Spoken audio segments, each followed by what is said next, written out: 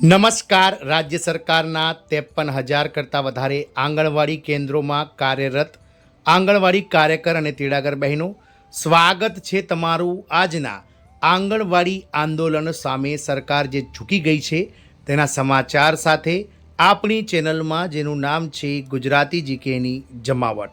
તો આંગણવાડી સેવાઓને હવે સરકાર દ્વારા બનાવવામાં આવશે વધુ હાઈટેક, કારણ કે ઘણા લાંબા સમયથી, એટલે કે ગત 5 માર્ચ 2026થી આપ સૌ બહેનો જે રીતે ઓનલાઈન કામગીરી, સારી ક્વોલિટીના મોબાઈલ ફોન છેલ્લા 4 વર્ષથી સરકારે વચન આપ્યું હોવા છતાં પણ નહોતા મળી રહેતા, એના કારણે ઓનલાઈન કામગીરીનો બહિષ્કાર કરાયો હતો. ગત 18, 19 અને 20 માર્ચે આપ સૌ બહેનોએ આંગણવાડી કેન્દ્રોને તાળાબંધી કરી ઓફલાઈન કામગીરીની પણ જે છે તે બંધ રાખ્યું હતું. આથી સરકારની જે પોષણ અભિયાનની જે કડી છે તેની સાંકળ જે છે તે તૂટી હતી અને સરકાર દ્વારા તાત્કાલિક જે કહી શકાય મુખ્યમંત્રીની અધ્યક્ષતામાં કેબિનેટ બેઠક બોલાવવામાં આવી હતી અને જેમાં આંગણવાડી કેન્દ્રોમાં કામ કરતા 53,000 કરતાં વધારે કાર્યકરો સહિત કુલ 55,000 કરતાં વધારે સુપરવાઇઝર, ફેસિલિટર બહેનો વગેરેને જે છે તે સરકાર દ્વારા સારી ક્વોલિટીના 5G સ્માર્ટફોન આપવાની જે છે તે મુખ્યમંત્રીની અધ્યક્ષતામાં મહત્ત્વની જાહેરાત કરાઈ છે.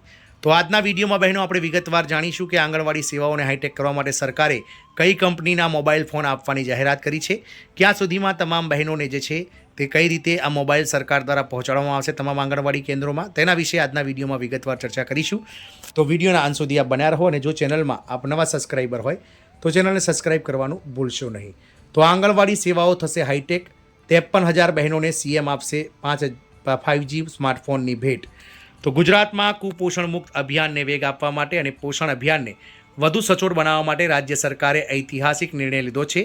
અગાઉની વાત કરીએ તો ગુજરાત રાજ્યના 1.6 લાખ કરતાં વધારે આંગણવાડી કાર્યકર, તેડાગર બહેનો છેલ્લા 2 દાયકાઓથી માનદ વેતન વધારા, સારી ક્વોલિટીના 5G ફોન, PF ESICના લાભો અને રાજ્ય સરકાર કર્મચારી સમકક્ષ જે તે કર્મચારીઓને ગણવા અને અન્ય વિભાગોની કામગીરી ન સોંપવા સહિતના કહી શકાય કે 15 જેટલી પડતર માંગણીઓને લઈ અને લડત લડી રહ્યા છે. ત્યારે હવે આ આંદોલન દર વખતે બજેટમાં સરકાર દ્વારા લોલીપોપો અપાતા વધુ તેજ બનાવવામાં આવ્યું છે અને અત્યારે હાલ જે નવી ભરતીઓ થઈ રહી છે આંગણવાડી કેન્દ્રોમાં, તેમાં કાર્યકર્તા અને તેડાગર બંનેમાં જે છે તે એજ્યુકેટેડ મહિલાઓ જે છે તે હવે આવી રહી છે. આથી જે આંદોલન છે તેને વધુને વધુ કહી શકાય કે અહિંસક બનાવી અને વધુને વધુ સરકાર સામે જે છે તે દેખાવો કરવામાં આવી રહ્યા છે. સરકાર દ્વારા આંગણવાડી બહેનો દ્વારા ગત 5 માર્ચથી ઓનલાઈન કામગીરી, જે સારી ક્વોલિટીના 5G મોબાઈલ ન હોવાથી અને સરકાર વર્ષ 2022માં વચન આપ્યું હોવા છતાં પણ 4 વર્ષનો સમયગાળો વીતવા છતાં પણ આ સ્માર્ટફોન ન અપાતા હવે બહેનોએ ઓનલાઈન પોષણ ટ્રેકર એપ્લિકેશનમાં જે છે તે કામગીરી બંધ કરી હતી,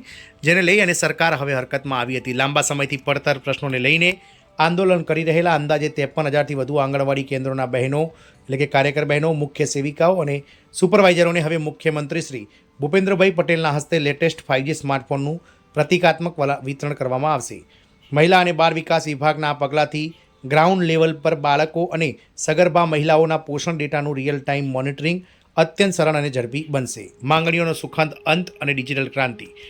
આંગણવાડી કાર્યકરો સ્માર્ટફોન અને અન્ય વહીવટી પ્રશ્નોને લઈને સતત રજૂઆતો કરી રહ્યા હતા. આ વિવાદનો ઉકેલ લાવવા માટે તાજેતરમાં સરકારના 5 મંત્રીઓના સમૂહ અને આંગણવાડી સંગઠનના અગ્રણીઓ વચ્ચે પ્રવક્તા મંત્રી શ્રી જીતુભાઈ વાઘાણીના નિવાસસ્થાને એક મહત્વની બેઠક ગતરોજ યોજાઈ હતી. આ બેઠકમાં થયેલી ચર્ચા અને સંમતિ બાદ સરકારે આંગણવાડી સેવાઓને સંપૂર્ણપણે ડિજિટલ બનાવવાની દિશામાં આગળ વધતા બહેનોની માંગણી સ્વીકારીને અત્યાધુનિક 5G ફોન આપવાનું નક્કી કર્યું છે. સેમસંગના 5G સ્માર્ટફોન સાથે મળશે ખાસ એસેસરીઝ. તો મહિલા અને બાળ વિકાસ વિભાગ, ગુજરાત રાજ્ય સરકાર દ્વારા સેમસંગ કંપની સાથે કરાર કરવામાં આવ્યો છે અને સેમસંગ કંપનીના જે છે તે મોડલ્સ તમામ બહેનોને 5G કંપનીના, સારી કંપનીના જે છે તે મોબાઈલ્સ આપવાની સરકારે જાહેરાત કરી છે.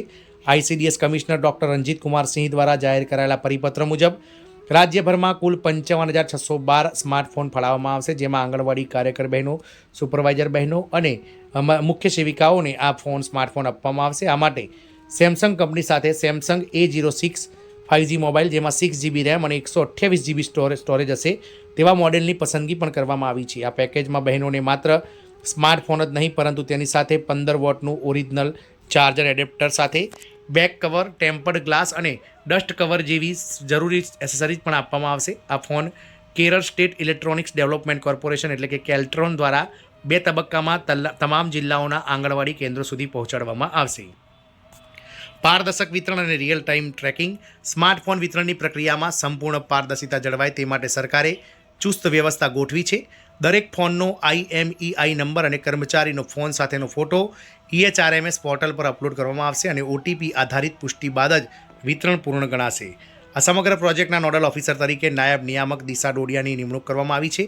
આ હાઈટેક સુવિધાથી પોષણ ટ્રેકર એપ પર ડેટા એન્ટ્રી ઝડપી બનશે, જેનાથી છેવાડાના લાભાર્થીઓ સુધી સરકારી યોજનાઓને વધુ પારદર્શક રીતે પહોંચાડી શકાશે. આમ સરકાર દ્વારા કહી શકાય કે હાલમાં જે રીતે ગુજરાતના આંગણવાડી કર્મચારી બહેનો દ્વારા જે આંદોલન છેડવામાં આવ્યું છે તે આંદોલનથી દઘાઈ અને સરકારે જે છે તે આ બહેનોની જે 15 જેટલી મુખ્ય પડતર માંગણીઓ છે તેમાંની એક માંગણી એટલે કે સારી ક્વોલિટીના જે 5G સ્માર્ટફોન જે બહેનો માંગી રહ્યા હતા ઓનલાઈન કામ કરવા માટે, કારણ કે બહેનો પોતાના પર્સનલ ફોનમાં આ ઓનલાઈન પોષણ ટ્રેકર એપનું કામ કરતા હતા, જેનાથી પોતાનો મોબાઈલ ડેટા ચોરાવો, મોબાઈલ પાસવર્ડ, બેંક પાસવર્ડ વગેરે જે છે તે ચોરાવાનો ભય રહેતો હતો. ત્યાંથી બહેનોને જે છે તે નવી સારી ક્વોલિટીના ફોન આપી અને સરકારે તેમની પડતર માંગણીઓને જે છે તે લઈ અને કહી શકાય મહત્ત્વની જાહેરાત કરી છે. તદુપરાંત ગતરોજ મુખ્ય પ્રવક્તા મંત્રી શ્રી જીતુભાઈ વાઘાણીના નિવાસસ્થાને આંગણવાડી કર્મચારી સંગઠનના પદાધિકારીઓ તેમજ રાજ્ય કક્ષાના 5 મંત્રીઓ, જેમાં મહિલા અને બાળ વિકાસ મંત્રી શ્રીમતી વકીલા મનીષાબેન વકીલ, કહી શકાય ઋષિકેશભાઈ પટેલ વગેરે જેવા મંત્રીઓ હાજર રહ્યા હતા અને તમામની હાજરીમાં સરકારે એવી હૈયાધારણા આપી છે કે સરકાર દ્વારા આગામી સમયમાં પગાર વધારા સહિતની જે અન્ય માંગણીઓ છે તેના માટે પણ સકારાત્મક વર્ણન લેવામાં આવે છે. આથી બહેનો જે છે કે તે 1 એપ્રિલથી જે કહી શકાય અચોક્કસ મુદતની હડતાલ ઉપર ઉતરવાના હતા અને તાળાબંધી કરી અને આંગણવાડી કેન્દ્રોને અને સચિવાલય ઘેરાવા કરવા માટે સત્યાગ્રહ છાવણી ગાંધીનગર ખાતે જે બહેનો એકઠા થવાના હતા તે કાર્યક્રમ હાલ પૂરતો 1 એપ્રિલથી જે આંદોલન થવાનું હતું તેને મોકૂફ રખાયો છે, કારણ કે સરકારે એક માંગ જે છે તે 15 પડતર માંગણીઓમાંની 5G ક્વોલિટીના સારા ફોન આપવાની જાહેરાત કરી છે અને અન્ય માંગણીઓ પર સરકાર તરત જ નિર્ણય લેશે તેવી હૈયાધારણા મળી છે. જય હિન્દ, અસ્તુ.